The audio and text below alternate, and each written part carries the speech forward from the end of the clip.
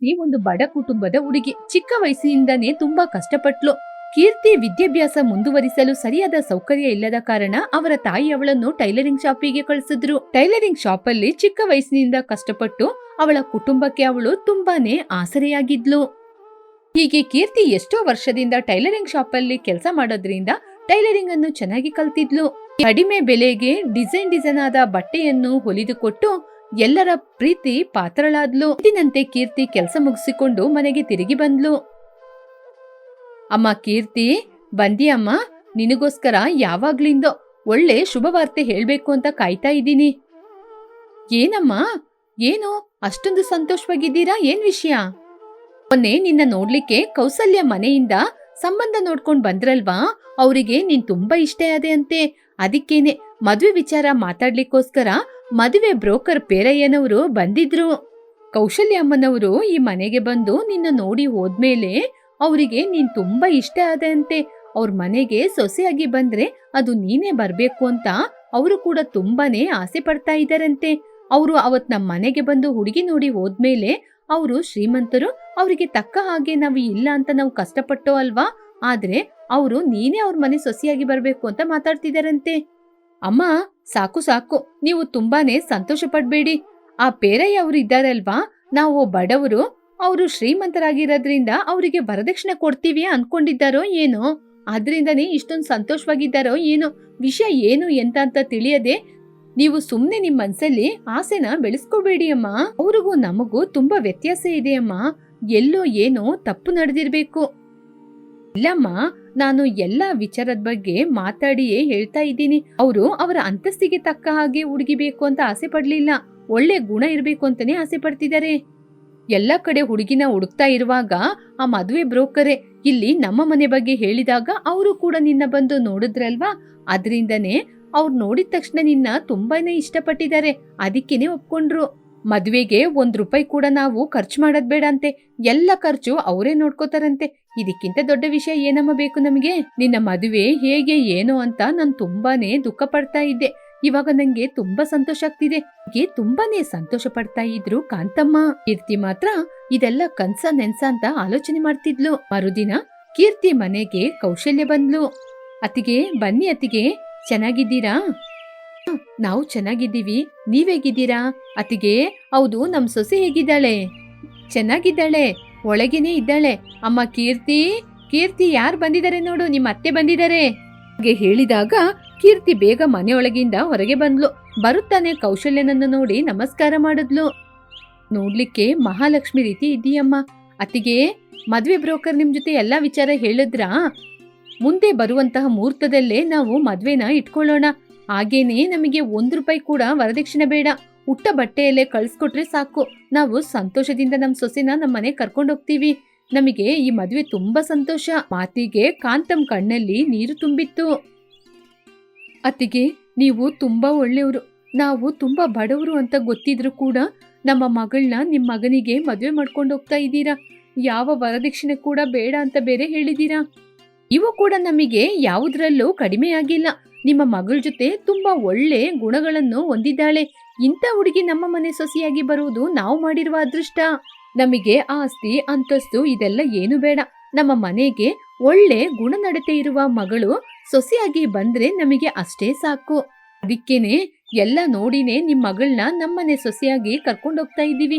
ನೀವು ಎಲ್ಲದಕ್ಕೂ ಸಿದ್ಧ ಮಾಡ್ಕೊಳ್ಳಿ. ಆದಷ್ಟು ಬೇಗ ಮದ್ವೆ ಬ್ರೋಕರ್ ಜೊತೆ ಡೇಟ್ನ ಹೇಳಿ ಕಳಿಸ್ತೀವಿ. ಹಾಗೆ ಹೇಳಿ ಕೌಶಲ್ಯ ಅಲ್ಲಿಂದ ಹೊರಟು ಹೋದ್ಲು. ಕಾಂತಮ್ ಕೀರ್ತಿ ತುಂಬಾನೇ ಸಂತೋಷ ಪಟ್ರು. ಸ್ವಲ್ಪ ದಿನದಲ್ಲೇ ಒಳ್ಳೆ ಮುಹೂರ್ತವನ್ನು ಇಟ್ರು. ಮದುವೆಗೆ ಇನ್ನು ಸ್ವಲ್ಪ ದಿನಗಳೇ ಇತ್ತು. ಕೀರ್ತಿಗೆ ಒಳ್ಳೆ ಸಂಬಂಧ ಸಿಕ್ಕಿದ್ರಿಂದ ಎಲ್ಲರೂ ಅವರನ್ನು ನೋಡಿ ತುಂಬಾನೇ ಹೊಟ್ಟೆ ಕಿಚ್ಚು ಪಡ್ತಾ ಇದ್ರು. ಮದುವೆ ಹತ್ತಿರ ಆಗ್ತಾ ಇದ್ದಂಗೆ ಕಾಂತಮ್ಮನಿಗೆ ತುಂಬಾನೇ ಗೊಂದಲವಾಯಿತು. ಅದನ್ನು ಗಮನಿಸಿದ ಕೀರ್ತಿ, ಏನಮ್ಮ ಈ ಮಧ್ಯೆ ತುಂಬಾನೇ ಡಲ್ಲಾಗಿ ಕಾಣಿಸ್ತಿದ್ದೀರಾ, ಏನಾಯ್ತು? ಏನು ಇಲ್ಲಮ್ಮ, ನಿನ್ನ ಮದುವೆ ದಿನಗಳು ಹತ್ತಿರ ಆಗ್ತಾ ಇದ್ದಂಗೆ ನನಗೆ ತುಂಬಾನೇ ಬೇಜಾರಾಗ್ತಾ ಇದೆ. ಮದುವೆ ಬರ್ತಾ ಇದೆ, ನಿನಗೆ ಅಂತ ನಾವು ಏನು ಮಾಡ್ಲಿಲ್ಲ. ಗಂಡಿನ ಕಡೆಯವರು ಯಾವ ವರದಕ್ಷಿಣೆ ಬೇಡ ಅಂತ ಹೇಳಿದ್ರು ಕೂಡ ಅವರ ಅಂತಸ್ತಿಗೆ ತಕ್ಕ ಹಾಗೆ ನಾವು ಏನಾದ್ರೂ ಒಂದು ಮಾಡ್ಲೇಬೇಕಲ್ವಾ. ಬಟ್ಟೆ ವಿಚಾರದಲ್ಲಾದ್ರೂ ಅವರಿಗೆ ತಕ್ಕ ಹಾಗೆ ನಾವು ಬಟ್ಟೆನ ತೆಗಿಬೇಕಲ್ವಾ. ಅದಕ್ಕೇನೆ ನಿನ್ನ ಮದುವೆಗೆ ಅಂತ ನಾನು ಸ್ವಲ್ಪ ಹಣವನ್ನು ಕೂಡಿಟ್ಟಿದ್ದೀನಿ.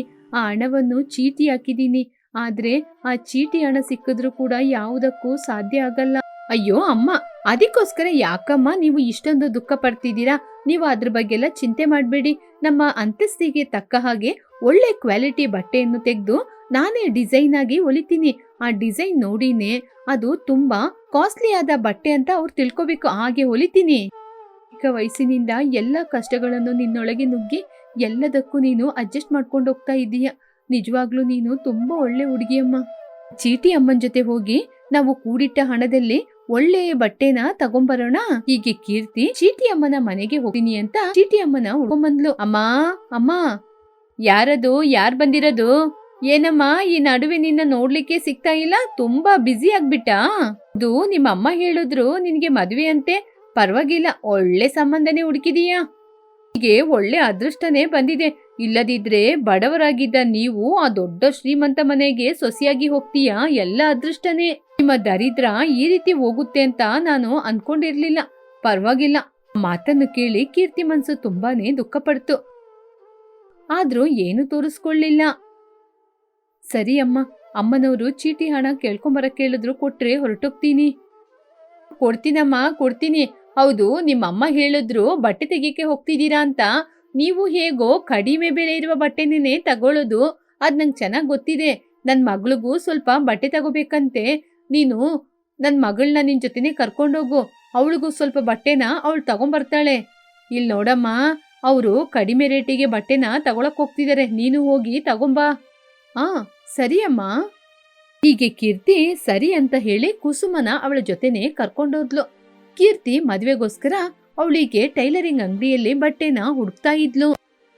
ಇಂಥ ಬಟ್ಟೆನ ಮದ್ವೆಗೆಲ್ಲ ಉಪಯೋಗ ಮಾಡ್ತಾರಾ? ನೀವು ಎಷ್ಟು ಬಡವರು, ಆದ್ರೂ ನಿಮಗೆ ಅಷ್ಟು ದೊಡ್ಡ ಶ್ರೀಮಂತಿಕೆ ಕುಟುಂಬ ಸಿಕ್ಕಿದೆ ಅಂದ್ರೆ ನಿಜವಾಗ್ಲೂ ನೀನು ಪುಣ್ಯ ಮಾಡಿರ್ಬೇಕು. ಅದೃಷ್ಟ ಇದ್ದು ಏನ್ ಪ್ರಯೋಜನ? ಮದ್ವೆಗೆ ಕೂಡ ಒಳ್ಳೆ ಬಟ್ಟೆ ತಗೊಳ್ಳಿಕ್ಕೆ ನಿನ್ ಕೈಯಲ್ಲಿ ಹಣ ಇಲ್ಲ.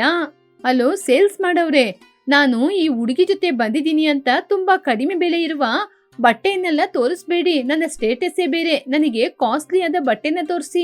ಹೀಗೆ ಕೀರ್ತಿನ ಸ್ವಪ್ನ ಅಷ್ಟೆಲ್ಲ ಮಾತಿನಿಂದ ಕೇವಲವಾಗಿ ಮಾತಾಡ್ಸಿದ್ರು ಕೂಡ ಕೀರ್ತಿ ಅದರ ಬಗ್ಗೆ ಚಿಂತೆ ಮಾಡದೆ ಮದುವೆಗೆ ಬೇಕಾದ ಬಟ್ಟೆಯನ್ನೆಲ್ಲ ಪರ್ಚೇಸ್ ಮಾಡ್ತಾ ಇದ್ಲು. ಹೀಗೆ ಆ ಮಾಲ್ ಅಲ್ಲಿ ಕೀರ್ತಿ ಕೂಡ ಡ್ರೆಸ್ನ ಚೇಂಜ್ ಮಾಡಿ ನೋಡಿದ್ಲು. ಕೀರ್ತಿ ಆ ಬಟ್ಟೆನೆಲ್ಲ ಹಾಕದ್ನ ನೋಡಿ ಸ್ವಪ್ನ ನಗ್ತಾ ಇದ್ಲು. ನಿನಗೆ ಇದುವರೆಗೂ ಬಟ್ಟೆ ತಗೊಳ್ಳಿಕ್ಕೆ ಬಜೆಟ್ಟೇ ಸರಿಯಾಗ್ಲಿಲ್ವಾ? ಹೌದು, ನಿನಗೆ ಒಂದು ಟೇಸ್ಟ್ ಕೂಡ ಇಲ್ವಾ? ಏನದು ನೀನು ಹಾಕಿರುವ ಬಟ್ಟೆ ಅಷ್ಟೊಂದು ಕೇವಲವಾಗಿದೆ.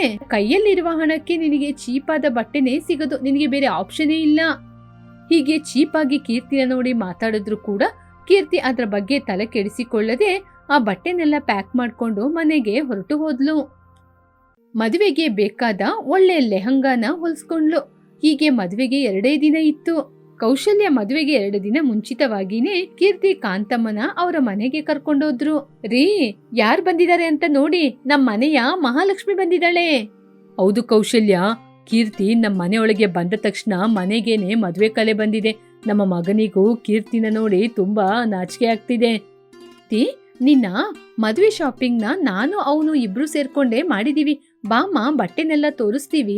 ಹೀಗೆ ಕೀರ್ತಿನ ರೂಮ್ ಒಳಗೆ ಕರ್ಕೊಂಡೋಗಿ ಅವಳ ಮದುವೆಗೆ ತಗೊಂಡಿರುವ ಒಳ್ಳೆ ಒಳ್ಳೆ ಬಟ್ಟೆಗಳನ್ನ ತೋರಿಸಿದ್ರು. ಆ ಬಟ್ಟೆ ನೋಡ್ಲಿಕ್ಕೆ ತುಂಬಾನೇ ಸುಂದರವಾಗಿತ್ತು. ಮತ್ತೆ ನಿಜವಾಗ್ಲೂ ಬಟ್ಟೆ ತುಂಬಾ ಚೆನ್ನಾಗಿದೆ. ಹೌದಮ್ಮ, ನಾನು ಕೂಡ ಶಾಪಿಂಗ್ಗೆ ಹೋಗುವಾಗ ನಿನ್ನ ಕರ್ಕೊಂಡು ಹೋಗ್ಬೇಕು ಅಂತಾನೆ ನೋಡ್ತಾ ಇದ್ದಿದ್ದು. ಆದ್ರೆ ಟೈಮೇ ಸಾಕಾಗಿಲ್ಲ. ಸರಿ, ಈ ಬಟ್ಟೆ ಎಲ್ಲ ಹೇಗಿದೆ ಅಂತ ಹಾಕಿ ನೋಡ್ಕೊಂಬ ಒಂದ್ಸಲ. ಕೀರ್ತಿಗೆ ಆ ಬಟ್ಟೆ ಹಾಕಿದ ತಕ್ಷಣ ತುಂಬಾ ಸುಂದರವಾಗಿ ಕಾಣಿಸ್ತು. ಮೈ ಡಿಯರ್ ಫ್ಯಾಮಿಲಿ ಮೆಂಬರ್ಸ್, ಕೀರ್ತಿಗೆ ಬಟ್ಟೆ ಹೇಗಿದೆ ಅಂತ ನೋಡಿ ಹೇಳಿ ಒಮ್ಮೆ. ಮಾರ್ಬಲಸ್ ಅಮ್ಮ, ಕೀರ್ತಿ ಈ ಬಟ್ಟೆಯಲ್ಲಿ ಎಷ್ಟೊಂದು ಸುಂದರವಾಗಿ ಕಾಣಿಸ್ತಿದ್ದಾಳೆ. ನಮ್ಮ ಸೊಸೆ ಈ ಬಟ್ಟೆಯಲ್ಲಿ ಮಹಾಲಕ್ಷ್ಮಿ ರೀತಿ ಕಾಣಿಸ್ತಿದ್ದಾಳೆ. ಆಮೇಲೆ ದೃಷ್ಟಿ ತೆಗೆದು ಬಿಡು. ಅಮ್ಮ ಕೀರ್ತಿ, ಈ ಬಟ್ಟೆಯಲ್ಲಿ ನೀನು ಎಷ್ಟೊಂದು ಸುಂದರವಾಗಿ ಕಾಣಿಸ್ತಿದ್ಯಮ್ಮ. ಹೀಗೆ ಎಲ್ಲರೂ ಹೇಳಿದ್ರು. ಎಲ್ಲರೂ ಹೀಗೆ ಸಂತೋಷವಾಗಿ ಇದ್ರು. ಕೌಶಲ್ಯ ಕೀರ್ತಿ ರಾಜೇಶಿಗೆ ತುಂಬಾ ವೈಭೋಗದಿಂದ ಮದುವೆಯನ್ನು ಮಾಡಿದ್ರು. ಎಲ್ಲರ ಸಮ್ಮುಖದಲ್ಲಿ ಮದುವೆಯನ್ನು ಸಂತೋಷದಿಂದ ಮಾಡಿದ್ದಕ್ಕೆ ಕೀರ್ತಿ ತುಂಬಾ ಸಂತೋಷಪಟ್ಟು ಅವಳ ಅತ್ತೆಯಾದ ಕೌಶಲ್ಯನನ್ನು ತಬ್ಬಿಕೊಂಡು ಕಣ್ಣೀರಾಕಿದ್ಲು. ಆಗ ಕೌಶಲ್ಯ ತನ್ನ ಸೊಸೆಯನ್ನು ನೋಡಿ, ಹುಚ್ಚು ಹುಡುಗಿ, ನೀನು ಈ ರೀತಿ ಕಣ್ಣೀರಾಕುವ ಅವಶ್ಯಕತೆ ಏನು ಬರ್ಲಿಲ್ಲಮ್ಮ. ಕೀರ್ತಿನ ಕೌಶಲ್ಯ ತನ್ನ ಮಗಳ ಹಾಗೆ ನೋಡ್ಕೋತಾ ಇದ್ದಾರೆ ಅಂತ ಕಾಂತಮ್ ತುಂಬಾನೇ ಸಂತೋಷಪಟ್ಲು. ಕೀರ್ತಿಯ ಅದೃಷ್ಟವನ್ನು ನೋಡಿ ಎಲ್ಲರೂ ಮೂಗು ಮೇಲೆ ಬೆರಳಿಟ್ರು. ಮುಖ್ಯವಾಗಿ ಚೀಟಿಯಮ್ಮ ಹಾಗೂ ಸ್ವಪ್ನ ಕೀರ್ತಿ ಹಾಕಿಕೊಂಡಿರುವ ಕಾಸ್ಟ್ಲಿ ಬಟ್ಟೆಯನ್ನು ನೋಡಿ ಆಶ್ಚರ್ಯಪಟ್ರು. ಸುಂದರಪುರ ಎನ್ನುವ ಗ್ರಾಮದಲ್ಲಿ ಕೌಶಲ್ಯ ರಘುರಾಮ್ ಎನ್ನುವ ದಂಪತಿಗಳು ಸಂತೋಷವಾಗಿ ವ್ಯವಸಾಯ ಮಾಡಿಕೊಂಡು ಜೀವನ ಮಾಡ್ತಿದ್ರು. ಇವರಿಬ್ಬರು ತುಂಬಾನೇ ಕಷ್ಟಜೀವಿಗಳು. ಒಂದು ನಿಮಿಷ ಕೂಡ ಸುಮ್ಮನೆ ಇರ್ತಾ ಇರ್ಲಿಲ್ಲ. ಕೌಶಲ್ಯ ಏನಾದ್ರೂ ಒಂದು ಕೆಲ್ಸನ ಮಾಡ್ತಾ ಇದ್ರು. ಕೌಶಲ್ಯನಿಗೆ ದೇವರ ಭಕ್ತಿ ಜಾಸ್ತಿ, ಅದರಿಂದ ಯಾವಾಗಲೂ ಪೂಜೆ ಪುನಸ್ಕಾರ ಅಂತ ಮಾಡ್ತಾ ಇದ್ರು. ಕೌಶಲ್ಯನ ಮಗನಾದ ರಾಜೇಶಿಗೆ ಕೀರ್ತಿ ಎನ್ನುವ ಹುಡುಗಿ ಜೊತೆ ವಿವಾಹವಾಯಿತು. ಅವರ ಮನೆಗೆ ಒಬ್ಳು ಮಗಳು. ಕೀರ್ತಿಯನ್ನು ಅವರ ಮನೆಯಲ್ಲಿ ತುಂಬಾ ಮುದ್ದಾಗಿ ಸಾಕಿದ್ರು. ಕೀರ್ತಿ ಏನೇ ಕೇಳಿದ್ರು ಅವಳ ಕಾಳ ಬುಡಕ್ಕೇನೆ ತೆಗೆದುಕೊಂಡು ಬಂದು ಕೊಡ್ತಾ ಇದ್ರು. ಇದರಿಂದಾನೇ ಕೀರ್ತಿ ತುಂಬಾ ಸೋಮಾರಿಯಾಗಿ ಬೆಳೆದಿದ್ಲು. ಹೀಗೆ ಕೀರ್ತಿ ತುಂಬಾ ಸೋಮಾರಿಯಾಗಿ ಬೆಳೆದಿರುವುದರಿಂದ ಅತ್ತೆಯಾದ ಕೌಶಲ್ಯ ರಘುರಾಮಿನ ಜೊತೆ, ನಮ್ಮ ಸೊಸೆಯಾದ ಕೀರ್ತಿ ದಿನದಿಂದ ದಿನಕ್ಕೆ ಸೋಮಾರಿತನ ಅವಳಿಗೆ ಜಾಸ್ತಿ ಆಗ್ತಾ ಇದೆ. ಮನೆಯಲ್ಲಿ ಟಿವಿ ನೋಡೋದು, ಮೊಬೈಲ್ ನೋಡೋದು ಒಂದೇ ಕೆಲ್ಸನ ಮಾಡ್ತಾ ಇದ್ದಾಳೆ. ಅದನ್ನ ಬಿಟ್ರೆ ಬೇರೆ ಯಾವ ಕೆಲ್ಸ ಕೂಡ ಮಾಡ್ತಾನೇ ಇಲ್ಲ. ಅಷ್ಟು ಬೇಗ ಸೊಸೆ ಮೇಲೆ ಚಾಡಿ ಎಳ್ಲಿಕ್ಕೆ ಆರಂಭಿಸ್ಬಿಟ್ಟ ಕೌಶಲ್ಯ. ಸೊಸೆ ಅವ್ರ ಮನೆಯಲ್ಲಿ ಒಬ್ಳೆ ಮಗಳು, ಅದರಿಂದ ಅವ್ರ ಮನೆಯಲ್ಲಿ ತುಂಬಾ ಮುದ್ದಾಗಿ ಸಾಕಿದ್ದಾರೆ. ಅದರಿಂದನೇ ಸ್ವಲ್ಪ ಅವಳು ಕೆಲಸ ಮಾಡಕ್ಕೆ ಹಿಂಜರಿತಾ ಇರೋದು. ಅವಳಿಗೆ ತಂದೆ ತಾಯಿಯಾಗಿ ನಾವೇ ಇರಬೇಕು. ಅದನ್ನ ಬಿಟ್ಟು ಅವಳ ಮೇಲೆ ಚಾಡಿ ಹೇಳ್ತಾ ಇದ್ರೆ ಆಗುತ್ತಾ? ಈ ಕಾಲದಲ್ಲಿ ಓದಿದ ಹುಡುಗಿರು ಯಾರಾದ್ರೂ ಕೆಲಸ ಮಾಡ್ತಾ ಇದ್ದಾರಾ? ಸೊಸೆ ನಿಧಾನವಾಗಿ ಕೆಲಸವನ್ನೆಲ್ಲ ಕಲ್ತ್ಕೋತಾಳೆ. ಇದಕ್ಕೆ ಮುಂಚೆ ನೀನೇ ತಾನೇ ಮನೆಯಲ್ಲಿ ಎಲ್ಲ ಕೆಲಸವನ್ನು ಮಾಡ್ತಾ ಇದ್ದೆ. ಇನ್ ಮುಂದಕ್ಕೆ ಕೂಡ ನೀನೇ ಎಲ್ಲ ಕೆಲಸವನ್ನು ಮಾಡು. ಅದರಲ್ಲಿ ಏನ್ ತಪ್ಪಿದೆ? ಅದನ್ನ ಬಿಟ್ಬಿಟ್ಟು ಮನೆಗ್ ಬಂದ ಸೊಸೆನ ಬಾಯಿಗೆ ಬಂದ ಹಾಗೆ ಮಾತಾಡ್ಬೇಡ. ಅದೇನ್ರಿ, ನಾನು ಏನ್ ಹೇಳ್ದೆ ಅಂತ ನನ್ ಮೇಲೆ ಇಷ್ಟೊಂದು ಜೋರಾಗಿ ಅರಸ್ತಾ ಇದ್ದೀರಾ? ಹೌದು, ನಾನು ಹೋಗಿ ನಿಮ್ ಜೊತೆ ಹೇಳ್ದೆ ಅಲ್ಲ, ಅದೇ ರೀ ನಾನ್ ಮಾಡಿದ ದೊಡ್ಡ ತಪ್ಪು. ಮನೆಗೆ ಬಂದ ಹೊಸ ಸೊಸೆ ಬೆಳಿಗ್ಗೆ ಎದ್ದು ಸ್ನಾನ ಮಾಡಿ ಪೂಜೆ ಎಲ್ಲ ಮಾಡ್ಕೊಂಡಿರ್ಬೇಕು ಅಂತ ನಾನ್ ಆಲೋಚನೆ ಮಾಡಿದ್ರೆ ನೀವೇನೋ ಬಾಯಿಗೆ ಬಂದ ಹಾಗೆ ನಾನೇನೋ ಅವಳನ್ನ ಬೈದ ರೀತಿ ಮಾತಾಡ್ತಿದ್ದೀರಾ ಹಾಗೆ ಅಂತ ಹೇಳಿ ಕೌಶಲ್ಯ ಕೋಪದಿಂದ ಒಳಗೆ ಹೋದ್ಲು. ರಘುರಾಮ್ ತನ್ನ ಮನಸ್ಸೊಳಗೆ, ಹೌದೌದು, ಒಂದೇ ಮನೆಯಲ್ಲಿ ಇಬ್ರು ಹೆಂಗಸರು ಇದ್ರೆ ಅವರ ಮಧ್ಯ ಈ ರೀತಿ ಜಗಳಗಳೆಲ್ಲ ಬಂದೇ ಬರುತ್ತೆ. ಎಷ್ಟಾದ್ರೂ ನನ್ನ ಹೆಂಡತಿ ಅತ್ತೆ ಅಲ್ವಾ? ಅತ್ತೆ ಆದ್ಮೇಲೆ ಸೊಸೆ ಮೇಲೆ ಏನಾದ್ರೂ ಒಂದು ಅಧಿಕಾರ ಚಲಾಯಿಸ್ತಾ ಇರ್ಬೇಕಲ್ವಾ? ಹಾಗೆ ಅಂತ ಹೇಳಿ ಹೊಲಕ್ಕೆ ಹೊರಟು ಹೋದ. ಹೀಗೆ ಕೆಲವು ದಿನಗಳು ಕಳೆಯಿತು. ಒಂದು ದಿನ ಕೌಶಲ್ಯ ಕೀರ್ತಿ ಜೊತೆ, ಅಮ್ಮ ಕೀರ್ತಿ, ಸ್ವಲ್ಪ ಮನೆಯೆಲ್ಲ ಕ್ಲೀನ್ ಮಾಡಿ ಅಂಗಳದಲ್ಲಿ ಸ್ವಲ್ಪ ರಂಗೋಲಿ ಹಾಕ್ತೀಯಮ್ಮ. ಕೀರ್ತಿ ಕಿವಿಗೆ ಏನು ಬೀಳದ ಹಾಗೆ ಮೊಬೈಲ್ ಅನ್ನು ನೋಡ್ತಾ ಇದ್ಲು. ಅದನ್ನು ನೋಡಿ ಕೌಶಲ್ಯನಿಗೆ ಸ್ವಲ್ಪ ಕೋಪನು ಬಂತು. ಅಮ್ಮ ಕೀರ್ತಿ. ಹೇಳಿ ಅತ್ತೆ. ಯಾಕತ್ತೆ ಅಷ್ಟು ಜೋರಾಗಿ ಕರಿತಾ ಇದ್ದೀರಾ? ಹೇಳಿ, ಏನತ್ತೆ? ನಾನು ಮೊದ್ಲು ಮೆಲ್ಲೆನೆ ಕರ್ದಿದಮ್ಮ, ನಿನಗೆ ಕೇಳಲಿಲ್ಲ ಅಂತಾನೆ ನಾನು ಸ್ವಲ್ಪ ಜೋರಾಗಿ ಕರ್ದಿದ್ದು. ಮನೆಯೆಲ್ಲ ಗುಡಿಸಿ ಅಂಗಳೆಲ್ಲ ಗುಡಿಸಿ ಒಂಚೂರು ರಂಗೋಲಿ ಹಾಕಮ್ಮ. ಛೀ, ಏನತ್ತೆ ಇಂಥ ಕೆಲಸ ಎಲ್ಲ ನೀವು ನನಗೆ ಹೇಳ್ತಾ ಇದ್ದೀರಾ? ನನಗೆ ಈ ರೀತಿ ಕೆಲಸ ಎಲ್ಲ ಮಾಡಿ ಅಭ್ಯಾಸ ಇಲ್ಲತ್ತೆ. ನಾನು ನಮ್ಮ ತಾಯಿ ಮನೆಯಿಂದ ಬರುವಾಗ ವರದಕ್ಷಿಣೆ ತುಂಬಾ ತಂದಿದ್ದೀನಿ ಅಲ್ವಾ? ನಿಮಗೆ ಈ ಕೆಲಸ ಮಾಡಿಸ್ಬೇಕು ಅಂದ್ರೆ ನಾನು ವರದಕ್ಷಿಣೆ ತಂದ ಹಣದಲ್ಲಿ ಮನೆಗೆ ಒಬ್ರು ಕೆಲಸದವ್ರನ್ನ ಇಟ್ಕೊಳ್ಳಿ. ಅಮ್ಮ ಕೀರ್ತಿ, ಈ ಮನೆಗೆ ಹೊಸದಾಗಿ ಮದ್ವೆ ಮಾಡ್ಕೊಂಡ್ ಬಂದಾಗ ನಾನು ಕೂಡ ನಿನ್ನ ಹಾಗೇನೆ ಸ್ವಲ್ಪ ಸೋಮಾರಿಯಾಗೇನೆ ಇದ್ದೆ. ಆದ್ರೆ ನಿಧಾನವಾಗಿ ಎಲ್ಲಾ ಕೆಲಸವನ್ನು ಕಲ್ತ್ಕೊಂಡು ಇವಾಗ ನಾನು ಎಲ್ಲ ಕೆಲಸ ಮಾಡ್ತಾ ಇಲ್ವಾ? ನೀನು ಕೂಡ ಹಾಗೇನೆ ಅಮ್ಮ. ಹೊಸದಾಗಿ ಬಂದಾಗ ತುಂಬಾ ಕಷ್ಟನೇ. ನೀನು ಕೂಡ ನಿಧಾನವಾಗಿ ಮಾಡ್ಕೊಂಡು ಕಲ್ತ್ಕೋ. ನಿಮ್ಮ ಹಾಗೆ ಬೆಳಿಗ್ಗೆ ಬೇಗ ಎದ್ದು ಕೆಲಸ ಮಾಡುವ ಅಭ್ಯಾಸ ಎಲ್ಲ ನನಗೆ ಇಲ್ಲ ಅತ್ತೆ. ನನ್ ಮನೆಗೆ ನಾನು ಒಬ್ಳೆ ಬೆಳೆದವಳು. ನನಗ್ ಗೊತ್ತು ಯಾವಾಗ ನನ್ ಕೆಲಸ ಮಾಡ್ಬೇಕು ಅಂತ. ನಿಮ್ಮ ಹಾಗೆ ಬೆಳಿಗ್ಗೆ ಎಲ್ಲರೂ ನಿದ್ರೆ ಮಾಡುವಾಗ ಡಿಸ್ಟರ್ಬ್ ಮಾಡುವ ಹಾಗೆ ಕೆಲಸ ಮಾಡಲ್ಲ. ಹಾಗೆ ಅಂತ ಕೋಪದಿಂದ ಎದ್ದು ಹೋದ್ಲು. ಅದನ್ನೆಲ್ಲ ರಘುರಾಮ್ ನಿಂತ್ಕೊಂಡು ನೋಡ್ತಾ ಇದ್ದ. ನೋಡಿದ್ರಾ ನಾನು ನಮ್ ಸೊಸೆ ಬಗ್ಗೆ ಹೇಳುವಾಗ ನೀವು ನನಗೆ ಎಷ್ಟು ಬೈದ್ರಿ. ಇವಾಗ ನೀವೇ ನಿಮ್ ಕಣ್ಣಾರೆ ನೋಡಿ ನಿಮ್ ಕಿವಿಯಾರೆ ಕೇಳಿದ್ರಲ್ವಾ ನಮ್ ಸೊಸೆ ಎಷ್ಟೊಂದು ಸೋಂಬೇರಿ ಅಂತ. ಇವತ್ತು ನಿಮ್ಗೆ ಎಲ್ಲ ವಿಚಾರ ಗೊತ್ತಾಯ್ತು ತಾನೇ? ಸರಿ ಕಣೆ, ಅದ್ರ ಬಗ್ಗೆ ಆಲೋಚನೆ ಮಾಡಿ ನೀನೇನು ಚಿಂತೆ ಮಾಡಬೇಡ. ಕೀರ್ತಿ ಸಣ್ಣ ಹುಡುಗಿ, ಅದಕ್ಕೇನೆ ಅವಳು ಆ ರೀತಿಯೆಲ್ಲ ಮಾತಾಡ್ತಾ ಇದ್ದಾಳೆ. ಅವಳಿಗೆ ದಿನಗಳು ಕಳೆದಂತೆ ಅವಳೇ ಎಲ್ಲ ವಿಚಾರವನ್ನು ಅರ್ಥ ಮಾಡ್ಕೋತಾಳೆ. ರೀ, ನಮ್ ಸೊಸೆ ಕೀರ್ತಿ ಕೆಲಸ ಮಾಡೋದಿಲ್ಲ ಅಂತ ನನಗೇನು ಚಿಂತೆ ಇಲ್ಲ ರೀ. ಆದ್ರೆ ಇನ್ನು ಸ್ವಲ್ಪ ದಿನದಲ್ಲಿ ಕಾರ್ತಿಕ ಮಾಸ ಬರ್ತಾ ಇದೆ. ಕಾರ್ತಿಕ ಮಾಸದಲ್ಲೇ ನಾನು ನಮ್ಮ ಮಗನಿಗೂ ಸೊಸೆಗೂ ಮದುವೆಯಾದ್ರೆ ಅವಳ ಕೈಯಾರೆ ದೇವರಿಗೆ ಪೂಜೆ ಮಾಡಿಸ್ತೀನಿ ಅಂತ ಬೇಡ್ಕೊಂಡಿದ್ದೆ. ಅದರ ಪ್ರಕಾರ ಕಾರ್ತಿಕ ಮಾಸ ಅಂದ್ರೆ ಬೆಳಿಗ್ಗೆ ಹೆಣ್ಮಕ್ಳು ಬೇಗನೆ ಎದ್ದು ಸ್ನಾನ ಮಾಡಿ ಅಂಗಳ ಎಲ್ಲ ಗುಡಿಸಿ ರಂಗೋಲಿಯನ್ನು ಹಾಕಿ ತುಳಸಿ ಗಿಡಕ್ಕೆ ಪೂಜೆಯನ್ನು ಮಾಡಿ ಆನಂತರ ಮನೆಯೊಳಗೆ ಬಂದು ದೇವರಿಗೆ ದೀಪ ಇಟ್ಟು ಹಾಗೇನೆ ದೇವರಿಗೆ ಮನೆಯಲ್ಲೂ ಪೂಜೆ ಮಾಡಿ ದೇವಸ್ಥಾನಕ್ಕೆ ಹೋಗಿ ಆ ಮಹಾಶಿವನಿಗೆ ಪೂಜೆ ಮಾಡುವುದು ಪದ್ಧತಿ ಅಲ್ವಾ. ಅದಕ್ಕೇನೆ ಈ ಕಾರ್ತಿಕ ಮಾಸದಲ್ಲಿ ನಮ್ ಸೊಸೆ ಹೀಗೆಲ್ಲ ಇರ್ಲಿ ಅಂತ ಹೇಳ್ತಾ ಇದ್ದೀನಿ. ಶಿವನ ಕರುಣೆ ಇಲ್ಲದಿದ್ದರೆ ಏನು ಮಾಡಲು ಸಾಧ್ಯವಿಲ್ಲ ಅಂತ ದೊಡ್ಡವರು ಕೂಡ ಹೇಳ್ತಾರೆ. ಈ ಕಾರ್ತಿಕ ಮಾಸದಲ್ಲಿ ಶಿವನಿಗೆ ನಾವು ಶ್ರದ್ಧಾ ಭಕ್ತಿಯಿಂದ ಪೂಜೆ ಮಾಡಿದ್ರೆ ನಮಗೆ ಎಲ್ಲಾ ಕಷ್ಟಗಳು ದೂರ ಆಗಿ ಸಂತೋಷ ಕೈಗೂಡಿ ಬರುತ್ತೆ ಅನ್ನುವುದು ದೇವರ ನಂಬಿಕೆ. ಅದರ ಪ್ರಕಾರನೇ ನಾನು ಮಾಡ್ಲಿಕ್ಕೆ ಹೇಳ್ತಿದ್ದೀನಿ. ಕೌಶಲ್ಯ, ನೀನು ಹೇಳಿದ ಹಾಗೆ ಎಲ್ಲನೂ ಸರಿಯೇ, ಆದ್ರೆ ನಾವು ಕೀರ್ತಿಗೆ ಒತ್ತಾಯ ಮಾಡಲು ಸಾಧ್ಯವಿಲ್ಲ ಅಲ್ವಾ. ಅವಳು ಕೂಡ ನಿಧಾನವಾಗಿ ಅರ್ಥ ಮಾಡ್ಕೋತಾಳೆ. ನೀನು ಆ ಹುಡುಗಿನ ಏನು ಹೇಳಕ್ ಹೋಗ್ಬೇಡ. ಇನ್ನು ಸ್ವಲ್ಪ ದಿನ ಇದೆ ಅಲ್ವಾ, ಅಷ್ಟರಲ್ಲಿ ಕೀರ್ತಿ ಅವಳ ಮನಸ್ಸನ್ನು ಬದಲಾಯಿಸಿಕೊಂಡು ಆ ಶಿವನಿಗೆ ಪೂಜೆ ಮಾಡಲು ಅವಳೇ ಮುಂದೆ ಬಂದು ಆಲೋಚನೆ ಮಾಡ್ತಾಳೆ. ಅದುವರೆಗೂ ನೀನು ಏನು ಮಾತನಾಡದೆ ಸುಮ್ಮನಿರು. ಇವಾಗಿಂದ ಅವಳಿಗೆ ಅಭ್ಯಾಸ ಆದ್ರೆ ತಾನೇರಿ ಅವಳಿಗೆ ಮುಂದೆ ಕೂಡ ಕೆಲಸ ಮಾಡ್ಲಿಕ್ಕೆ ಅಭ್ಯಾಸ ಆಗ್ಲಿಕ್ಕೆ ಸಾಧ್ಯ. ಇವಾಗ ನೀ ಅಭ್ಯಾಸ ಇಲ್ಲದಿದ್ರೆ ಕಾರ್ತಿಕ ಮಾಸದಲ್ಲಿ ಏನ್ರಿ ಮಾಡ್ತಾಳೆ ಅವಳು ಪೂಜೆ ಪುನಸ್ಕಾರ ಅಂತೆಲ್ಲ ಮಾಡ್ತಾಳೆ ಕಣೆ. ನಮ್ಮ ಹಾಗೆ ಅವಳಿಗೇನು ವಯಸ್ಸಾಗಿಲ್ಲ ಅಲ್ವಾ. ಅದಕ್ಕೇನೆ ದೇವರು, ದೇವಸ್ಥಾನ, ದೇವರ ಭಕ್ತಿ ಅಂತ ಆಲೋಚನೆ ಮಾಡದೆ ಫ್ರೆಂಡ್ಸು, ಪಾರ್ಟಿ, ಅದು ಇದು ಅಂತ ಅವಳು ಆಲೋಚನೆ ಮಾಡ್ತಾಳೆ. ಇನ್ನು ಸ್ವಲ್ಪ ದಿನ ಆನಂತರ ನಿಧಾನವಾಗಿ ಅವಳಿಗೇನೆ ಅರ್ಥ ಆಗುತ್ತೆ. ಹೀಗೆ ಅವರಿಬ್ಬರು ಮಾತಾಡ್ತಾ ಇದ್ರು. ದಿನಗಳು ಕಳೆಯಿತು. ಕಾರ್ತಿಕ ಮಾಸ ಕೂಡ ಬಂದೇ ಬಿಡ್ತು. ಅಕ್ಕಪಕ್ಕದ ಮನೆಯವರೆಲ್ಲ ಕಾರ್ತಿಕ ಮಾಸ ಬಂತು ಅಂತ ಮನೆಗೆ ಬೇಕಾದ ಪೂಜಾ ವಸ್ತುಗಳು, ದೀಪ, ಹೀಗೆ ಎಷ್ಟೋ ಕಾರ್ತಿಕ ಮಾಸಕ್ಕೆ ಉಪಯೋಗ ಆಗುವಂತಹ ವಸ್ತುಗಳನ್ನು ತೆಗೆದುಕೊಂಡು ಬಂದ್ರು. ಏನ್ ಕೌಸಲ್ಯ, ಮಾರ್ಕೆಟಲ್ಲಿ ನಿನ್ನ ನೋಡ್ಲೇ ಇಲ್ಲ? ಕಾರ್ತಿಕ ಮಾಸದಲ್ಲಿ ಮನೆಗೆ ಬೇಕಾದ ದೀಪ, ವಸ್ತುಗಳು, ಪೂಜಾ ವಸ್ತುಗಳು, ಹೀಗೆ ಎಲ್ಲ ವಸ್ತುಗಳನ್ನ ತಗೊಳ್ಳೋದಿಲ್ವಾ? ನೀನು ಪ್ರತಿ ವರ್ಷ ಕಾರ್ತಿಕ ದೀಪವನ್ನು ಆಚರಣೆ ಮಾಡ್ತೀಯಲ್ವಾ? ಹೊಸ ಸೊಸೆ ಜೊತೆ ಕಾರ್ತಿಕ ಮಾಸ ಪೂಜೆಯನ್ನು ಮಾಡಿದ್ರೆ ಆ ಶಿವ ನಿಮ್ಮ ಭಕ್ತಿಯನ್ನು ಮೆಚ್ಚಿ ಸಂತಾನ ಭಾಗ್ಯವನ್ನು ಕೂಡ ಕೊಡ್ತಾನೆ. ಅದಕ್ಕೇನೆ ಬಾಳೆ ಎಲೆಯಲ್ಲಿ ದೀಪವನ್ನು ಮಾಡಿ ನದಿಯಲ್ಲಿ ಹಚ್ಚಿಬಿಟ್ಟರೆ ಅದು ಒಳ್ಳೇದು. ಸರಿ ಅಮ್ಮ, ನೀವು ಎಲ್ಲರೂ ಹೇಳಿದ ಹಾಗೆ ನಾನು ಕೂಡ ನನ್ನ ಸೊಸೆ ಕೈಯಿಂದ ಕಾರ್ತಿಕ ಮಾಸ ಪೂಜೆಯನ್ನು ಮಾಡಿಸ್ತೀನಿ ಹಾಗೆ ಅಂತ ಹೇಳಿ ಮನೆಗೆ ಬಂದು, ಅಮ್ಮ ಕೀರ್ತಿ, ನಾವು ಕಾರ್ತಿಕ ಮಾಸ ಪೂಜೆಗೆ ಬೇಕಾದ ಬತ್ತಿ, ಎಣ್ಣೆ, ಬೆಳಕು, ದೇವರ ವಿಗ್ರಹ ಇದನ್ನೆಲ್ಲ ಸಂತೆಗೆ ಹೋಗಿ ತಗೊಂಬರೋಣ. ನೀನು ನನ್ನ ಜೊತೆ ಬರ್ತೀಯಮ್ಮ? ಅಯ್ಯೋ ಅತ್ತೆ, ನನ್ನಿಂದ ಬರಕ್ಕಾಗಲ್ಲ. ನನ್ನ ಗೆಳತಿ ಎಲ್ಲ ತಿಂಗಳ ಹಾಗೆ ಕಾರ್ತಿಕ ಮಾಸ ಕೂಡ ಒಂದು ತಿಂಗಳು. ಇದರಲ್ಲಿ ವಿಶೇಷತೆ ಏನಿದೆ ಹೇಳಿ ನೋಡೋಣ. ನಾನು ಬರೋದಿಲ್ಲ. ಇನ್ನು ಬ್ರಷ್ ಕೂಡ ಮಾಡಿಲ್ಲ, ಸ್ನಾನ ಕೂಡ ಮಾಡಿಲ್ಲ. ಎಲ್ಲ ಮಾಡ್ಕೊಂಡ್ ಬರುವಾಗ ನನಗೂ ತುಂಬಾ ಲೇಟ್ ಆಗುತ್ತೆ ಅತ್ತೆ. ಅಯ್ಯೋ ಇಲ್ಲಿ ನೋಡಮ್ಮ, ನಾನು ಹೇಳಿದಂತ ವಸ್ತುಗಳು ಅಷ್ಟೊಂದು ಭಾರವಾಗಿರೋದಿಲ್ಲ, ಇಷ್ಟಕ್ಕೂ ದೊಡ್ಡದಾಗಿ ಇರುವುದಿಲ್ಲ. ನಾನು ಹೇಳಿದ ರೀತಿ ನೀನು ನನ್ನ ಜೊತೆ ಬಂದು ಪೂಜೆಗೆ ಬೇಕಾದ ಎಲ್ಲ ವಸ್ತುಗಳನ್ನ ತಗೊಂಡ್ರೆ ನನ್ನ ಕಾಲದ ನಂತರ ನೀನು ಕೂಡ ಈ ಪೂಜೆಯನ್ನು ಸಂತೋಷವಾಗಿ ಮಾಡ್ಬೋದಲ್ವಮ್ಮ, ಅದಕ್ಕೆ ಹೇಳ್ತಾ ಇದ್ದೀನಿ. ಅಯ್ಯೋ ಅತ್ತೆ, ಅಂಗಡಿ ತುಂಬಾ ದೂರದಲ್ಲಿದೆ. ಅಷ್ಟು ದೂರ ಹೋಗಿ ತಗೊಂಬರೋದು ಅಂದ್ರೆ ನನಗೂ ಕೂಡ ತುಂಬಾನೇ ಕಷ್ಟ ಆಗುತ್ತೆ. ಆದ್ರಿಂದನೇ ಅಲ್ಲೆಲ್ಲ ಹೋಗೋದ್ ಬೇಡ.